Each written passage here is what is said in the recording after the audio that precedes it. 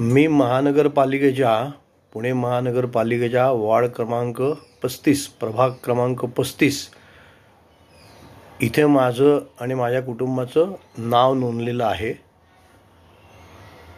माझ्याकडे ज्या पक्षाने स्लिप आणून दिली होती ती घेऊन मी जेव्हा मतदान करायला बूथवर गेलो तेव्हा तिथे आमचं नावच नव्हतं. याचा अर्थ असा नाही आहे की तुमचं नाव तुमच्या यादीतनं काढून टाकलं आहे, वोट चोरी झाली. आम्हाला ज्या पक्षाने स्लिप आणून दिली होती तर आम्हाला तिथे असं कळालं की ही जुन्या यादीतली स्लिप तुम्हाला मिळालेली आहे. त्यांनी जुनी यादी रेफर केली होती. नवीन यादी जी आहे त्या नवीन यादीमध्ये तुम्हाला बघायला पाहिजे. मी परत बाहेर आलो मतदान केंद्राच्या आणि एका पक्षाच्या बूथवरती जाऊन तिथे नाव विचारलं. त्यांना माझं नाव सापडलं नाही. मग दुसऱ्या पक्षाच्या बूथवरती गेलो. तिथला एक कार्यकर्ता जो होता थोडा हुशार होता.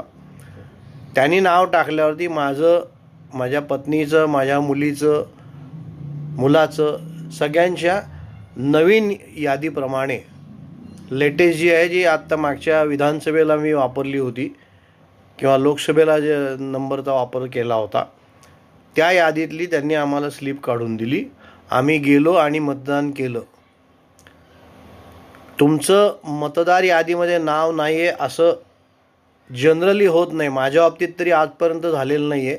मी जेव्हापासून मतदान करायला लागलो तेव्हापासून आजपर्यंत मी प्रत्येक मतदानामध्ये मी मतदानाचा हक्क बजावला आहे.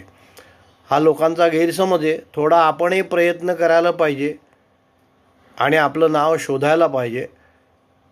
भारताचे नागरिक म्हणून आपली पण काहीतरी कर्तव्य आहे की आपलं नाव यादीत आहे की नाही वेळेवर बघणं आणि योग्य ठिकाणी जाऊन मतदान करणं. बरेच जण आरडाओरडा करतात, आमचं नावच नाही आहे, आमचं नावच नाही आहे, वोट चोरी झाली, यादीच गायब आहे. तसं नाही आहे असं बरंच वेळेला ऐकायला मिळतं आपल्याला. पण निवडणूक आयोग माझ्यामध्ये डायरेक्टली तशी नावं काढत नाही असं मला तरी वाटतंय. तेव्हा सर्व नागरिकांनी स्वतः जाऊन बघायला पाहिजे आपलं नाव कुठे आहे. 2-4 ठिकाणी शोधा, तुम्हाला नाव नक्की मिळेल आणि मतदान करा. आपलं कर्तव्य आहे ते पूर्ण करा. धन्यवाद. जय हिंद, जय महाराष्ट्र.